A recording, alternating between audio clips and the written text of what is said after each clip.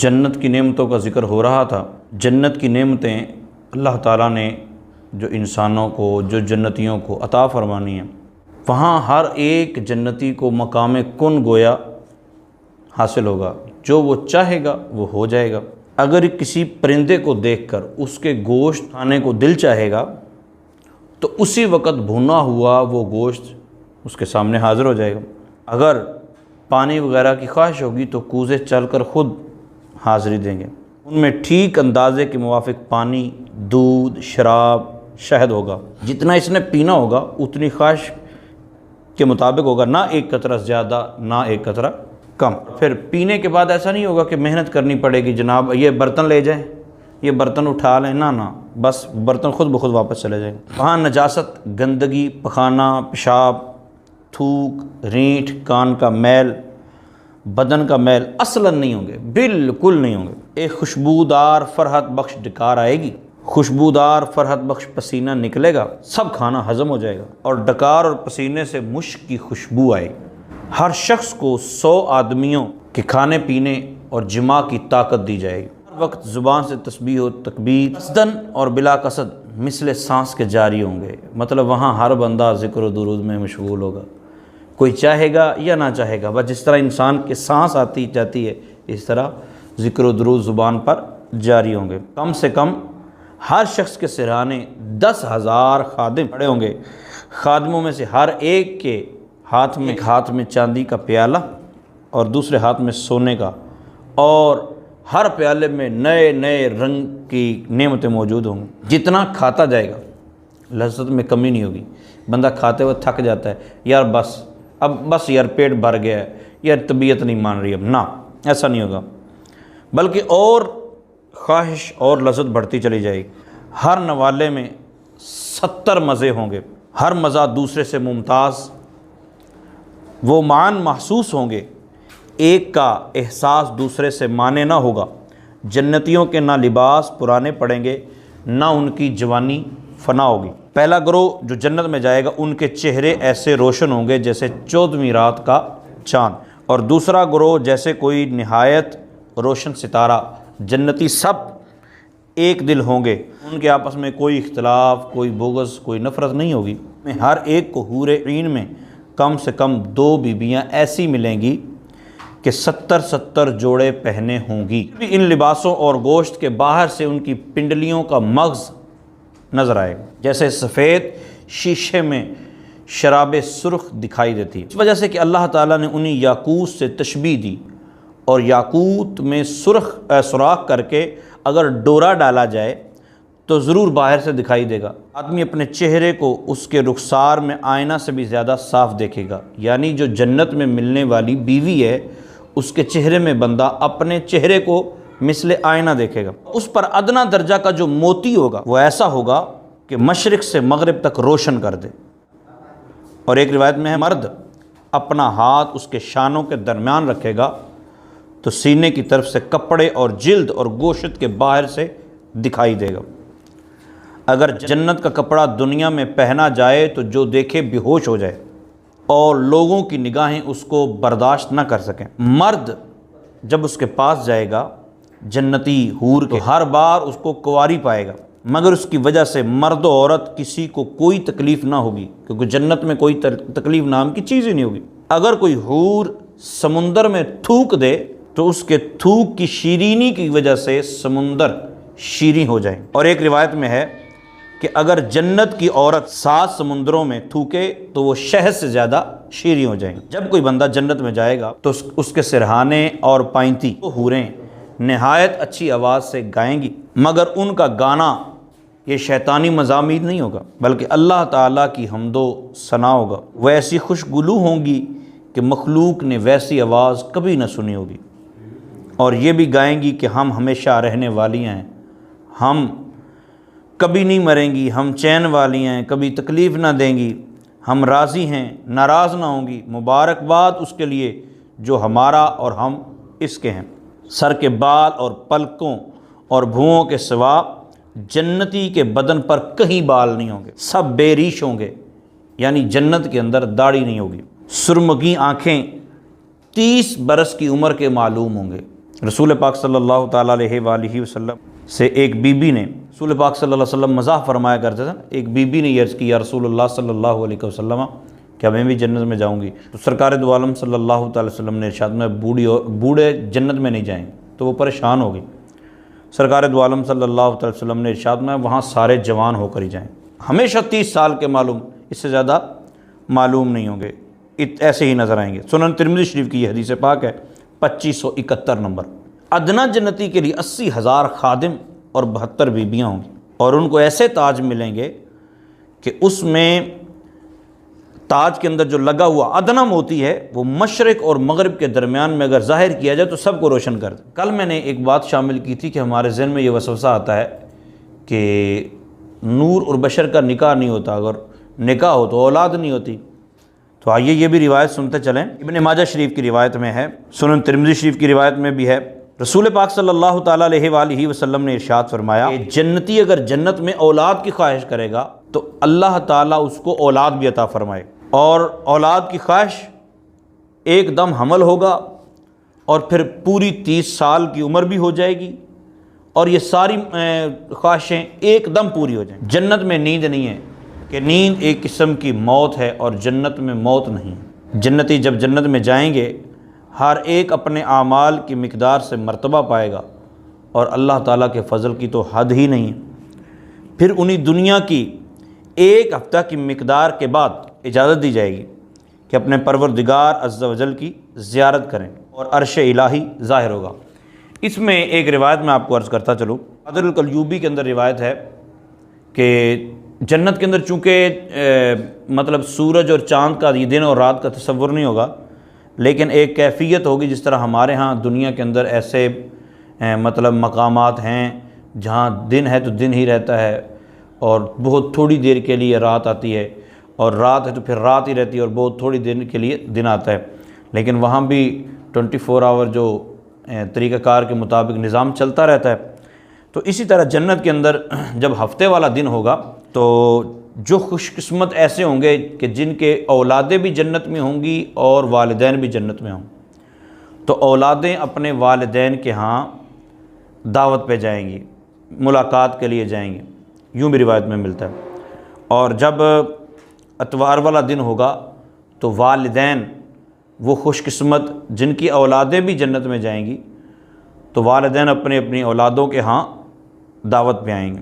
جب پیر والا دن ہوگا تو مرید یعنی اپنے مقتدا اور پیشوا کے پیچھے چلنے والے جو مقتدی ہوں گے وہ اپنے اپنے آئمہ، اپنے اپنے سلف صالحین، اپنے اپنے پیروں کے ہاں دعوت پہ جائیں گے۔ اور پھر جب منگل والا دن آئے گا تو مقتدا، پیشوا، بزرگ وہ اپنے مریدوں، اپنے چاہنے والوں کے ہاں دعوت پہ آئیں گے۔ بدھ والا دن ہوگا تو امتیں اپنے اپنے نبیوں کے ہاں دعوت میں شریک ہوں گی۔ اور الحمدللہ اللہ تعالیٰ نے چاہا اور اس کا فضل و کرم ہوا تو ہم نبی رحمت شفیع امت صلی اللہ تعالیٰ علیہ وآلہ وسلم کی بارگاہ میں حاضری دیں گے۔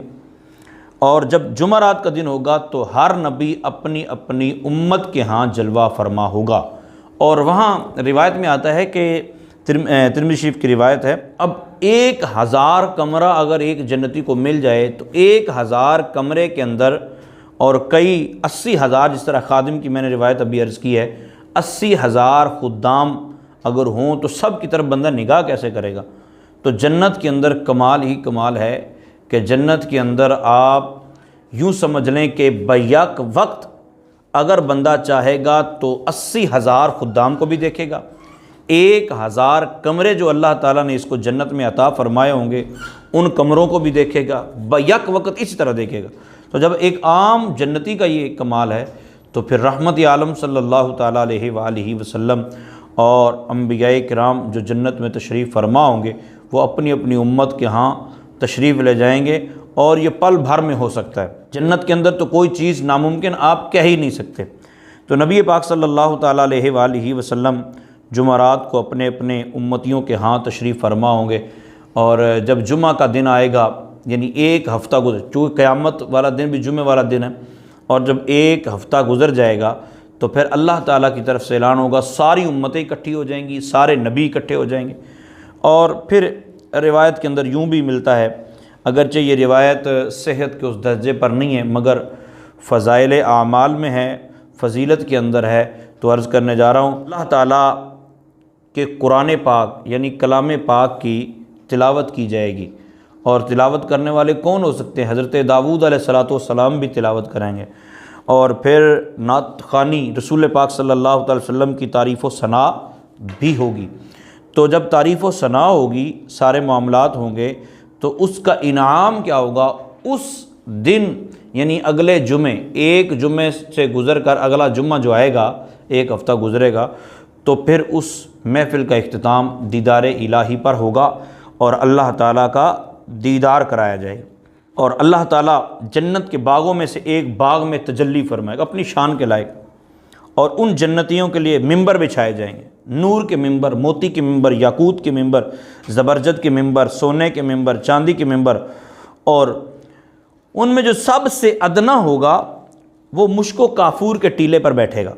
ان میں ادنا کوئی نہیں، اپنے گمان میں کرسی والوں کو کچھ اپنے سے بڑھ کر نہ سمجھیں گے، مطلب ہر ایک یہ سمجھے گا کہ جو عنایات مجھ پر ہیں وہ کمال ہیں۔ اور اللہ تعالیٰ کا دیدار کیسے ہوگا؟ اللہ تعالیٰ کا دیدار یوں ہوگا گویا جس طرح ہم 14ویں رات جب مطلع ابر آلود نہ ہو، مطلب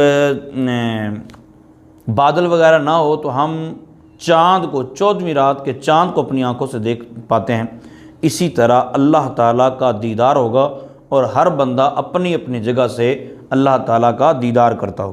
ایسا نہیں ہے کہ یار پیچھے ہٹی مینوں ویکھن دے، دوسرا کہتا مجھے دیکھنے دے، تیسرا کہتا ذرا تھوڑا سا پیچھے ہٹنا مجھے بھی دیکھنے دے، کسی کو تھوڑا نظر آئے، کسی کی نیڑیاں اٹھائی ہوئیں، ایسا نہیں ہوگا، بلکہ ہر بندے کو ہر اپنی اپنی جگہ پر سب کو نظر آئے، اور اللہ تعالیٰ ہر ایک پر تجلی فرمائے گا۔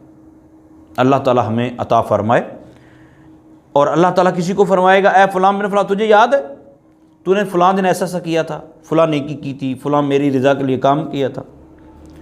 اچھا، اور کوئی ایسے ہوں گے کہ اللہ تعالیٰ فرمائے گا تو نے فلاں دن گناہ بھی کیا تھا، تو اسے گناہ ہو گیا تھا، معاصی یاد دلائے گا، بندہ عرض کرے گا ہاں کیا تھا مولا کریم تو نے مجھے معاف نہیں کر دیا؟ اللہ تعالیٰ فرمائے گا معاف تو کر دیا ہے، میری بخشش اور مغفرت کی وجہ سے تو جنت میں ہے۔ سب اسی حالت میں ہوں گے کہ ایک ابر چھا جائے گا، بادل چھا جائے گا، اور ان پر خوشبو برسائے گا، اور ایسی خوشبو ہوگی کہ آج تک کسی نے سونگھی نہیں ہوگی۔ اور اللہ تعالیٰ فرمائے گا جاؤ اس کی طرف جو میں نے تمہارے لیے عزت تیار کر رکھی ہے، جو چاہو لے لو۔ اور پھر لوگ بازار میں جائیں گے جسے ملائکہ گھیرے ہوئے ہیں، اس میں وہ چیزیں ہوں گی کہ ان کی مثل نہ آنکھوں نے دیکھی، نہ کانوں نے سنی، نہ دلوں پر ان کا خیال بھی گزرا۔ ان میں سے جو چاہیں گے، مطلب ایسا نہیں ہوگا کہ پیسے دو تو پھر تمہیں چیزیں ملیں گی، نہ، بلکہ یہ چاہیں گے تو وہ چیزیں ان کے ساتھ کر دی جائیں گی۔ بازار میں لباس لگے ہوں گے، بس بندہ چاہے گا کہ یہ لباس مجھے ملنا چاہیے، تو انسان کا اپنا پہنا ہوا لباس وہی ہو جائے گا۔ اور کسی کا لباس دیکھے گا کہ یار اس کا لباس بہت اچھا ہے، تو خود اس کے لیے اپنا اس کا لباس اس سے بھی بہتر ہو جائے گا، مطلب بندے کے فوراً گمان میں آئے گا کہ اس کے لباس سے تو میرا لباس اچھا ہو گیا۔ اور پھر یہ اپنے اپنے مکانوں کو واپس آئیں گے، ان کی بیویاں استقبال کریں گی اور مبارکباد دے کر کہیں گی کہ آپ واپس آئے، اور آپ کا جمال اس سے بہت زائد ہے کہ جو ہمارے سے لے کے گئے تھے اس سے تو کئی ہی گنا زیادہ آپ حسن و جمال لے کر واپس پلٹیں۔ وہ پھر بتائیں گے کہ ہاں اللہ تعالیٰ کا دیدار کیا ہے۔ جنتی اگر آپس میں ملنا چاہیں گے تو ایک دوسرے کا اب گاڑی نہیں کروانی پڑے گی کہ چلو یا پیدل چل کے نہیں جانا پڑے گا، بلکہ خود اسی تخت کے ذریعے وہ دوسرے کے پاس چلے جائیں۔ اور ایک روایت کے اندر ہے کہ نہایت اعلیٰ درجہ کی سواریاں ہوں گی اور گھوڑے لائے جائیں گے، اور ان پر سوار ہو کر جہاں چاہیں گے جنتی جا سکیں گے۔ سب سے کم درجہ کا جو جنتی ہوگا اس کے باغات اور بیویاں، نعم و خدام اور تخت 1000 برس کی مسافت تک ہوں، یعنی اتنی لمبی چوڑی سلطنت اس کے ہاں ہوگی کہ 1000 سال تک گھوڑا دوڑتا رہے، اس کی مسافت ختم نہ ہو۔ اور میں اللہ تعالیٰ کے نزدیک سب میں سے معزز وہ ہے جو اللہ تعالیٰ کے دیدار سے ہر صبح و شام مشرف ہوگا۔ جب جنتی جنت میں جا لیں گے، اللہ تعالیٰ ان سے فرمائے گا کچھ اور چاہتے ہو جو تم کو دیا جائے؟ تو عرض کریں گے مولا کریم تو نے ہمارے چہرے روشن کر دیے، جنت میں ہمیں داخل کر دیا، جہنم سے ہمیں نجات دے دی،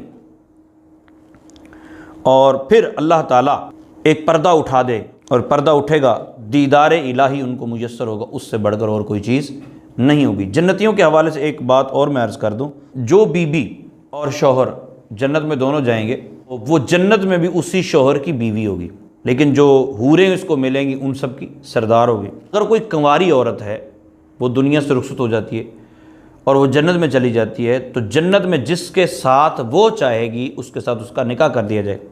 نبی رحمت صلی اللہ تعالیٰ علیہ وسلم نے حضرت خدیجہ الکبریٰ رضی اللہ تعالیٰ عنہا کو فرمایا کہ جب تم جانا، آپ کے وصال سے پہلے، کہ جب تم جانا تو اپنی سوتنوں کو میرا سلام کہنا۔ حضرت خدیجہ رضی اللہ تعالیٰ عنہا نے عرض کیا، رسول اللہ صلی اللہ علیہ وسلم، کیا آپ نے میرے علاوہ بھی کسی سے شادی فرمائی؟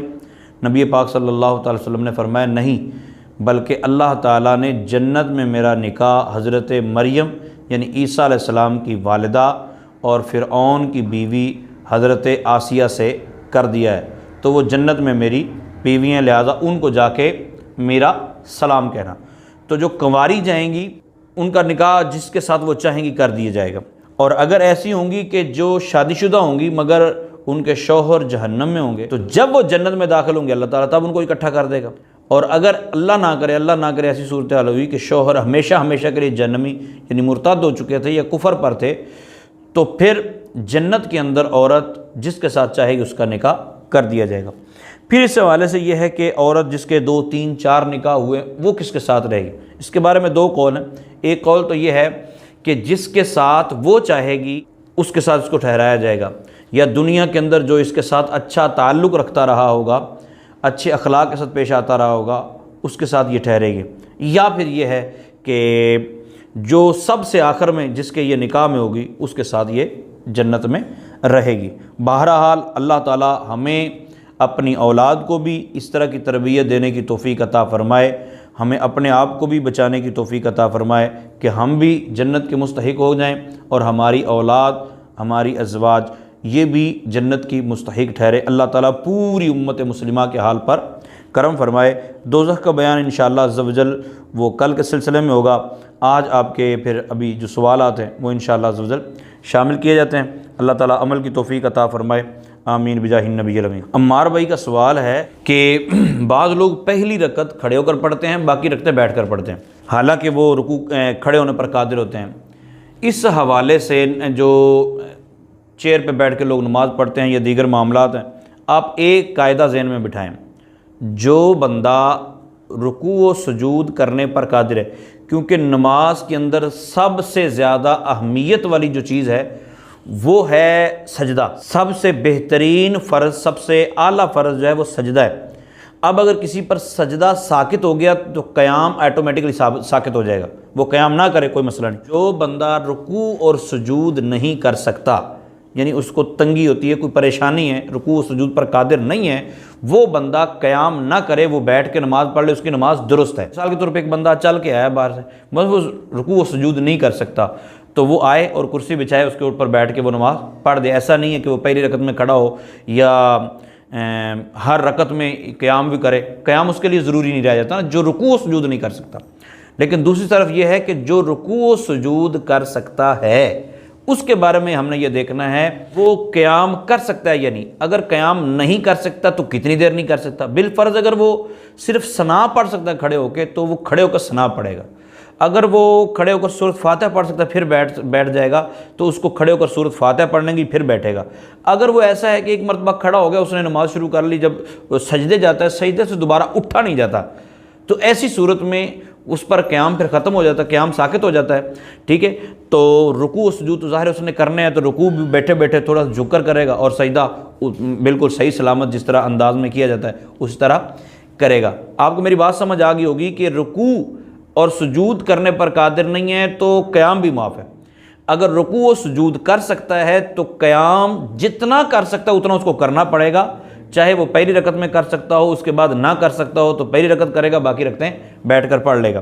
اور اگر وہ قیام کر سکتا تھا اور اس نے قیام نہیں کیا تو جتنی نمازیں اس انداز سے پڑھی ہیں وہ نمازیں اس کو دہرانی ہوں گی۔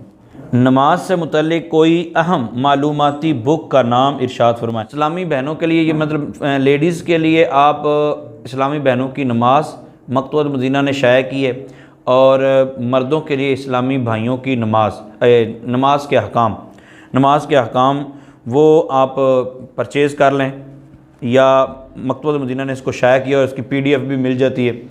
جس کو نہ مل رہی ہو وہ کمنٹس میں ارشاد فرمائیں، انشاءاللہ لنک اس کا سینڈ کر دیا جائے گا تو اس کو پڑھیں۔ سوال یہ ہے کہ رمضان میں اگر مقتدی جماعت کے ساتھ عشاء کی نماز نہ پڑھ سکے تو کیا وتر جماعت کے ساتھ پڑھ سکتا ہے؟ نہیں، وہ علیحدہ پڑھے گا پھر۔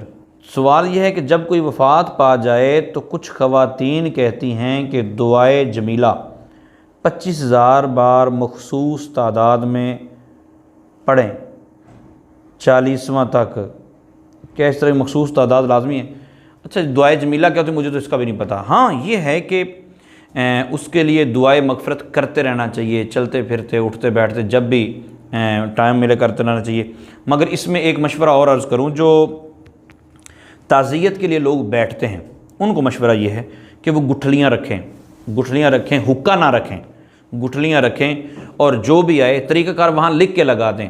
میں نے ایک کوشش شروع کی ہوئی ہے، لکھ کے لگا دیں ایک چارٹ پر کہ ہر 5 یا 10 منٹ بعد دعا کی، 5 منٹ کا لکھ کے لگا دیں کہ 5 منٹ بعد دعا کی جائے گی۔ ہمارے یہاں طریقہ کار پتہ کیا ہوتا ہے؟ ہمارا طریقہ کار یہ ہوتا ہے، ہم جاتے ہیں، ہم سے پہلے ایک بندہ گیا ہے، اس نے کہا تو آپ دعا مانگ لو، ہم دعا کے دوران ہی جا کے بیٹھتے ہیں، تو جب وہ دعا مانگ کے فارغ ہوتا ہے ہم کہتے ہیں پھر دعا کرو جی۔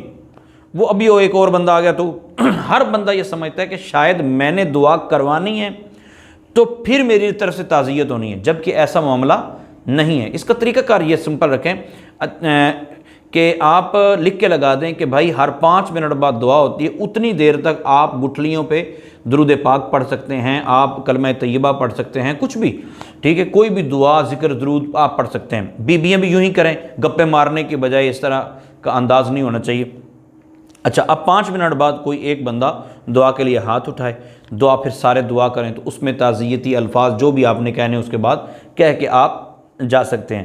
لیکن اس کی خرابی جو ہمارے ہاں رائج، اس کی خرابی کیا ہے؟ خرابی یہ ہوتی ہے کہ اخبار پڑھ رہے ہوتے ہیں، دعا مانگو جی، تو اب چونکہ مجبوراً سب نے دعا مانگنی ہوتی، مجبوراً وہ بس چلو، تو 5 منٹ بعد دعا مانگیں، کم از کم ربنا اغفر لی ولوالدی وللمؤمنین یوم یقوم الحساب، یہ دعا مانگیں۔ کم از کم آپ یہ کہہ دیں ربنا آتنا فی الدنیا حسنۃ وفی الآخرۃ حسنۃ وقنا عذاب النار۔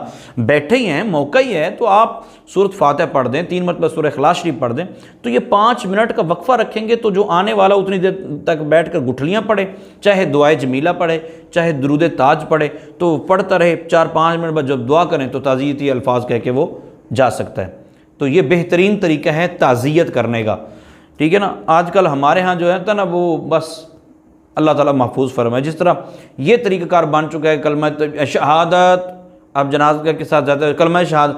اب یہ اچھی بات ہے کہ ایک جنازے کو کندھا دینے والا متنبع کرتا ہے کہ گویا میں اب کندھا دینے لگا، تو قریب جا کے وہ بولتا ہے کلمہ شہادت، یا ویسے ہی کوئی بول دیتا کلمہ شہادت، تو محض کلمہ شہادت کہنے سے ثواب نہیں ہے بلکہ کلمہ شہادت پڑھنے سے ثواب ہے۔